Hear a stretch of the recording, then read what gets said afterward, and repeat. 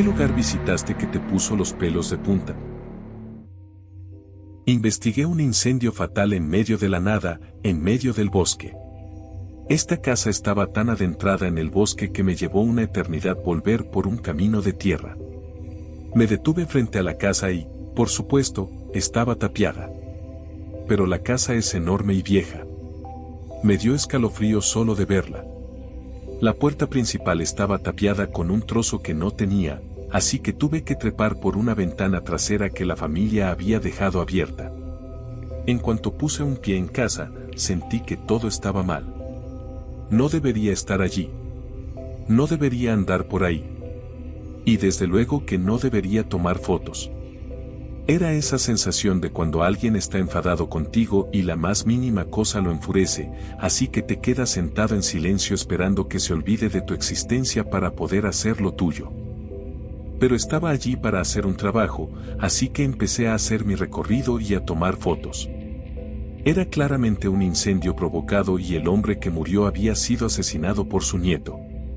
Aún así, tenía que documentar minuciosamente cada zona de origen y hacer diagramas, porque las muertes son un problema grave. Todo el tiempo que recorro la casa siento como si alguien me estuviera esperando a que cometa un solo error. Como cuando tu jefe está ahí una sola vez y te mira fijamente, esperando a que cometas un error para poder corregirte. Terminé el primer piso y bajé al sótano donde había muerto el tipo. Era mediados de julio y hacía un calor infernal sobre el asfalto. Pero en cuanto llegué al sótano, fue como si alguien hubiera encendido el aire acondicionado. Claro, estaba completamente oscuro porque A, es un sótano y no hay mucha luz allí abajo en un día normal, y B, ahí estaba la mayor parte del fuego, así que todo estaba completamente oscuro. Atravesé el sótano hasta el dormitorio. El fuego no había llegado al dormitorio, ya que se había iniciado en el hueco de la escalera, que hacía las veces de chimenea para evitar que se extendiera por todo el sótano, pero sí hacía suficiente calor en esa habitación como para que la silueta del cuerpo del tipo estuviera en la alfombra, justo al lado de la silueta del cuerpo de su perro. En cuanto entré en la habitación, todas las alarmas de mi mente gritaron: «¡Lárgate, imbécil! ¿No has visto una maldita película de terror? Aquí es donde el fantasma furioso del abuelo te asesina con un hacha». Pero tenía un trabajo que hacer, así que me quedé, tomé mis fotos y recogí muestras, registré todo el sótano buscando algo que diera una idea de por qué estaba sucediendo esto. Con frecuencia tenía que salir del sótano para darle tiempo a mi cerebro de dejar de asustarse. Y cada vez que volvía a entrar en la casa, todo dentro de mí me decía que me fuera. Todo el tiempo que estuve en el sótano era como si alguien estuviera parado en la esquina, simplemente observándome. Y, por supuesto, estaba trabajando con mi pequeña linterna que es básicamente inútil, así que eso no ayudó mucho. La última vez que salí de casa, me colé por la ventana y noté que se había nublado y que hacía mucho viento mientras estaba dentro. Pensando que era una tormenta del medio oeste, rodeé la terraza y miré hacia el jardín, donde vi a un ciervo mirándome fijamente. Nunca había visto a un ciervo tan enfadado, pero este parecía furioso. Me encogí de hombros, le hice un gesto de saludo y se dio la vuelta y se alejó. En cuanto se alejó, el viento amainó y empezó a hacer calor de nuevo. La casa más espeluznante en la que he estado y la mierda más extraña que he experimentado. Siguiente historia. Mi peor experiencia fue en un tour de fantasmas en Nueva Orleans hace 2 años. Primero visitamos lugares bastante tranquilos y sin nada de interés. Finalmente, casi como una ocurrencia tardía, terminamos en un museo en Rampart St. Era un museo de vudú desde el que operaba la compañía de tours. Una auténtica trampa para turistas. Éramos 4, 2 parejas. La guía nos mostró una puerta detrás de una bolsa para cadáveres colgada en la pared. Nos explicó que detrás de la puerta estaba nuestro último lugar para investigar esa noche y que iríamos de 2 en 2, como ya habíamos hecho antes. Mi pareja y yo habíamos ido primero al otro gran local, así que dejamos que la pareja que nos acompañaba entrara primero. El guía turístico nos llevó a otra sala y nos mostró una con sillas y un monitor de visión nocturna con nuestros amigos. Parecían estar en un apartamento diminuto y podíamos oírlos encima de nosotros. Después de poco tiempo, quizá 3 minutos, ambos volvieron a la habitación. Parecían conmocionados. Dijeron, no sabemos qué pasa ahí dentro, pero no bueno. Teníamos que salir. No eran personas que se alteraran fácilmente. Curiosos, mi pareja y yo fuimos después. Había varios tramos de escaleras que conducían a un pequeño apartamento. Había una sala principal con una puerta a la izquierda que daba a un pequeño dormitorio. A la derecha había una puerta que daba a una cocina americana, un pasillo estrecho y un baño al final. Paseamos por la sala y el dormitorio. Había muñecos en el dormitorio. Uno era un muñeco de Chucky. Ja, ja, ja. En un momento, oímos lo que pudo haber sido la risa de un niño pequeño. Nada grave ni aterrador. En ese momento, me preguntaba si no les gustaban los fantasmas infantiles o Chucky. En cuanto cruzamos el umbral de la cocina, todo cambió. Era pequeña y estrecha, con una estufa sucia y un refrigerador vacío y sucio con las puertas abiertas. Nada destacable, pero así era como se sentía. Solo puedo describirlo, al instante sentí esa sensación en el estómago que se siente en las montañas rusas, pero no en el buen sentido. Se me secó la boca y algo más parecía estar gestándose. Intenté quitármelo de encima y caminé por el estrecho pasillo hasta el baño. De nuevo, la típica bañera, lavabo y espejo, pero esa sensación no se iba y la segunda se apoderó de mí aún más hasta que finalmente la localicé. Sentía como si algo increíblemente furioso, malvado y malévolo me odiara hasta la médula, mirándome fijamente a 1 centímetro de mi cara, pero era invisible. Esa cosa me odiaba como nada podría odiar a nada en este mundo, y acababa de conocerme. Y no me cabía la menor duda de que era inhumana.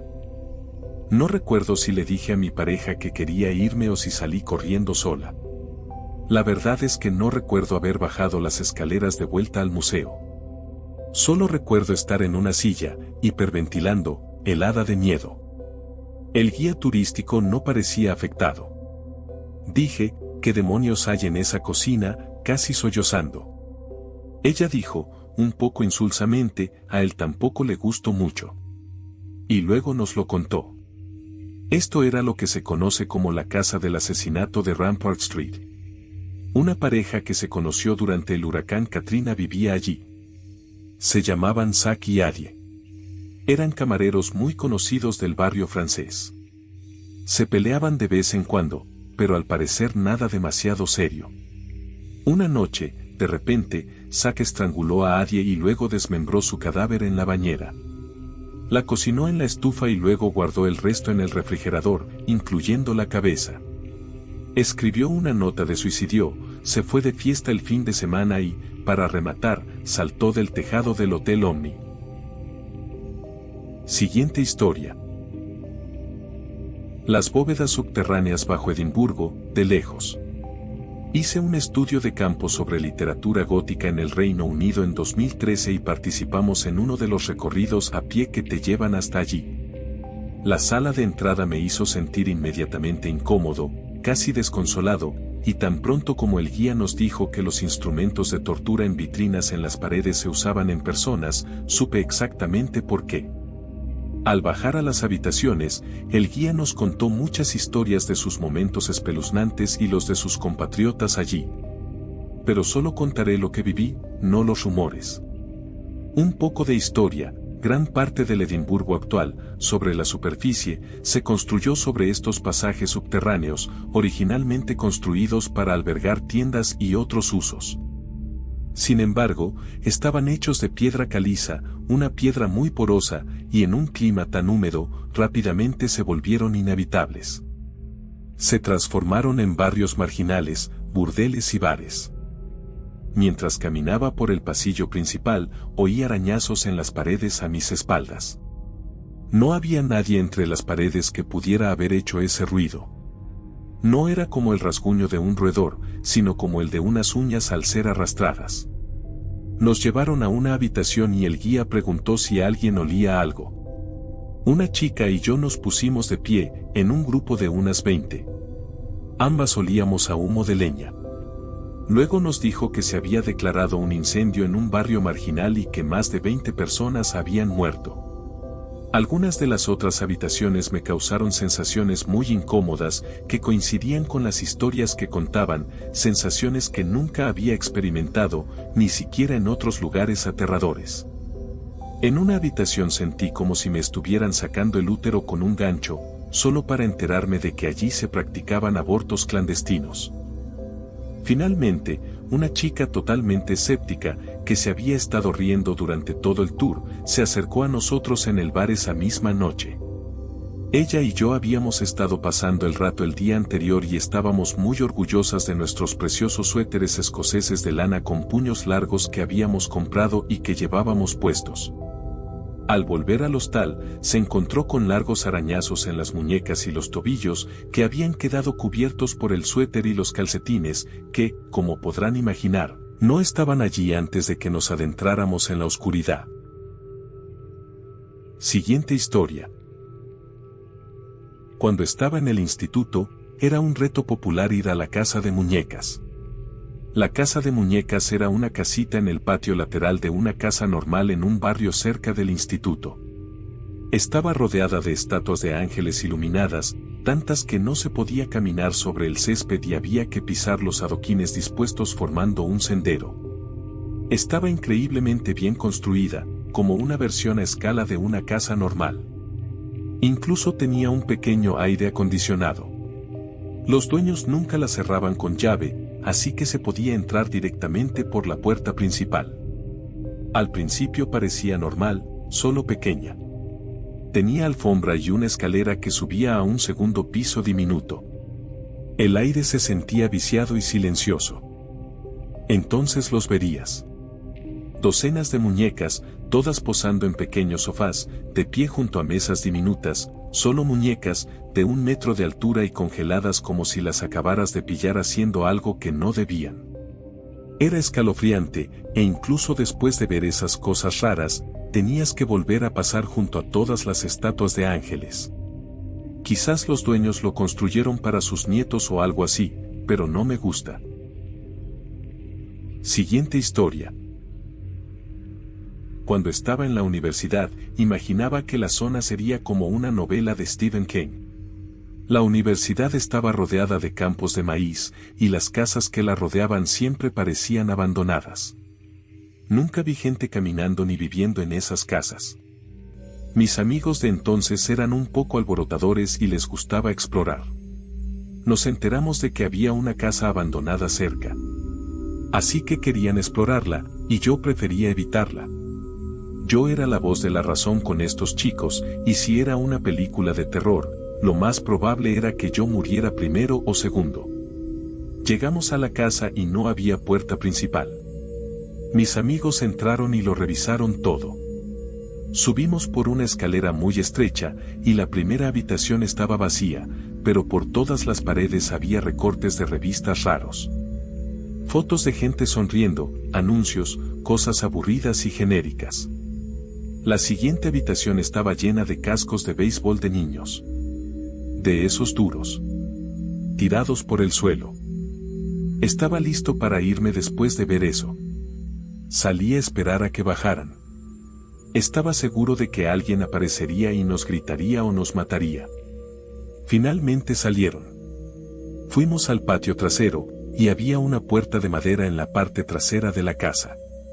Por supuesto, mis amigos no podían dejarla así y entraron en el armario. Dentro había frascos y vasos de cristal muy viejos. Todos de formas y tamaños diminutos. Parecía el armario de Snape. De nuevo, tenía la sensación de que nos observaban o escuchaban. Recuerdo que había un estanquecito espeluznante detrás de la casa. Esperaba que no saliera nada del agua. Mis amigos, los zoquetes, se quedaron con algunos frascos y se los llevaron a su apartamento. Bromeé repetidamente con ellos, diciendo que ahora que se los habían llevado, estaban malditos. Siguiente historia.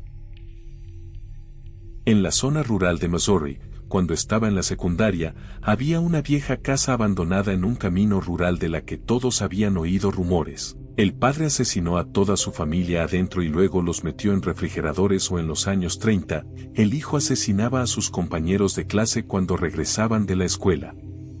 Así que, naturalmente, mis amigos y yo decidimos ir a echarle un vistazo. El porche estaba prácticamente derrumbado, pero una vez dentro, fue muy extraño lo abandonado que estaba.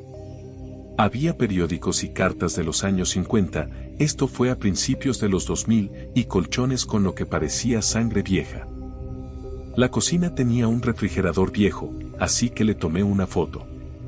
Luego, en la habitación contigua a la cocina había otro refrigerador y 2 congeladores grandes. Había un mono colgado en una puerta. Estaba prácticamente destrozado y daba bastante miedo, ya que teníamos que usar nuestras linternas y todos nos sentíamos muy incómodos con tantos refrigeradores anticuados. De vuelta en el coche, revisamos la cámara digital que usé para tomar varias fotos. Casi todas tenían rayas naranjas / diagonal amarillas muy prominentes, y en una de las fotos de un refrigerador, se veía un contorno perfecto de un círculo naranja. Salimos de allí a toda prisa, pero esa tampoco fue la última vez que entramos. Siguiente historia. Cuando eres adolescente y sacas tu carnet de conducir, te gusta trasnochar con tus amigos, pero no hay nada que hacer por la noche para un grupo de chicos de 17 años. Así que vas a buscar diversión. Había un lugar que todos llamábamos Aditobn aquí en Nueva Jersey. No recuerdo cómo se llamaba oficialmente, pero recuerdo que estaba cerca de Montgomery, Nueva Jersey, y creo que ya lo demolieron. Recuerdo que aparcamos en una escuela primaria y justo detrás había un lugar. Era un pueblo fantasma decrépito con casas, una escuela y un hospital psiquiátrico, todo en ruinas. Fuimos tarde por la noche varias veces. Exploramos algunas casas abandonadas y la escuela las pocas veces que fuimos. Daba miedo, sin duda, pero después de haber estado varias veces nos sentimos bastante cómodos. Cómodos puede ser exagerado, pero no estábamos precisamente asustados. Recuerdo estar una vez sentado en un banco fuera de la escuela, pasando una botella de vodka Poland Spring con zumo de naranja con mis amigos, como hacen los de 17 años. No es que fuéramos a pasar el rato, sino a explorar, pero se volvió menos escalofriante. John solo vino unas cuantas veces, pero siempre parecía casi imprudente al moverse por los edificios de terror, como si estuviera haciendo un recorrido con un agente inmobiliario. Veía una puerta cerrada, la abría y se metía en medio de la habitación.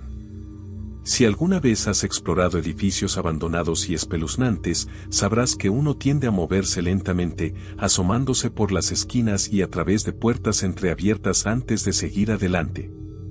John simplemente se movía como si perteneciera a ese lugar, y eso era lo que hacía donde quiera que íbamos.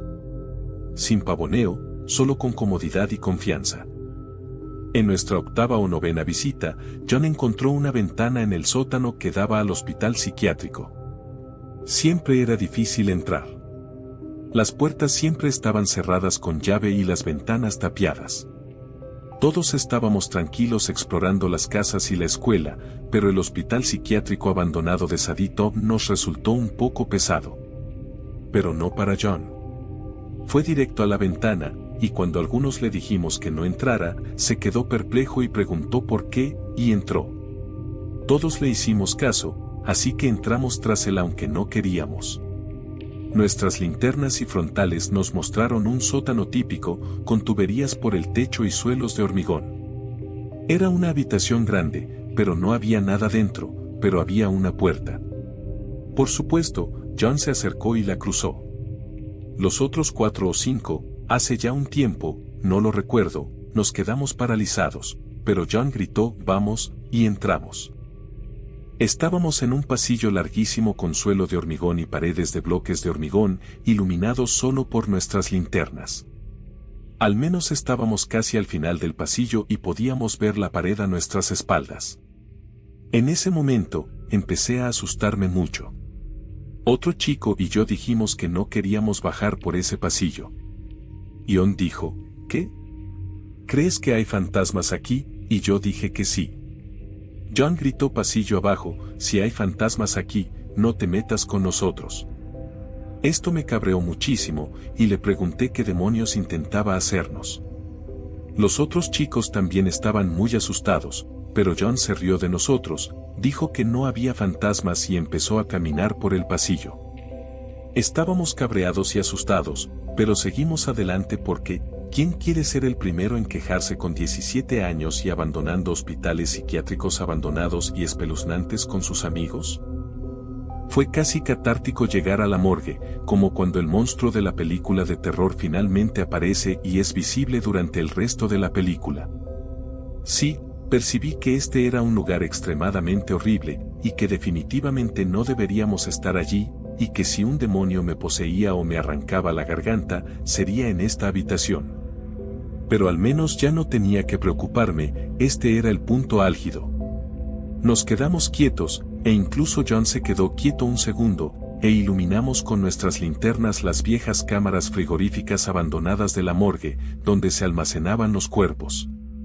Y esta es la razón por la que esta historia trata sobre John. Fue directo allí, abrió una de esas puertas, sacó la camilla y se tumbó en ella. Cabe destacar que la camilla en sí era asquerosa, a pesar de todas las implicaciones de muerte que conllevaba. Pidió que uno de nosotros lo empujara y cerrara la puerta. Todos dijimos que ni hablar. De hecho, empezó a enojarse un poco y nos llamó cobardes, lo que provocó que Ed lo empujara silenciosamente y cerrara la puerta. Nos quedamos allí esperando lo que pareció un largo rato, pero quién sabe. Probablemente fueron 30 segundos. Finalmente, oímos que llamaban a la puerta y todos nos sobresaltamos. Pero era John quien quería que lo dejaran salir, así que Ed abrió la puerta y sacó la camilla. Nos quedamos atónitos con lo que acabábamos de ver. ¿Quién en su sano juicio haría algo así? ¿Por qué? Todos teníamos esa actitud de bravuconería, pero es una de las cosas más aterradoras que puedo imaginar. Se acercó como si tuviera que hacerlo, como si entrar en la cámara frigorífica fuera su trabajo. Al salir, se rió un poco. Empezó a abrir otras puertas y a sacar las camillas mientras nos quedábamos atrás, hacia la entrada. Parecía que se aburría y salió de la habitación. John empezó a regresar por el pasillo a explorar de nuevo, pero ya habíamos tenido suficiente. Que te jodan, John. No vamos a bajar, nos vamos. Volvimos a la ventana por la que entramos a gatas y nos ayudamos a salir. John nos siguió como un niño pequeño al que le dijeron que no podía comer dulces antes de cenar.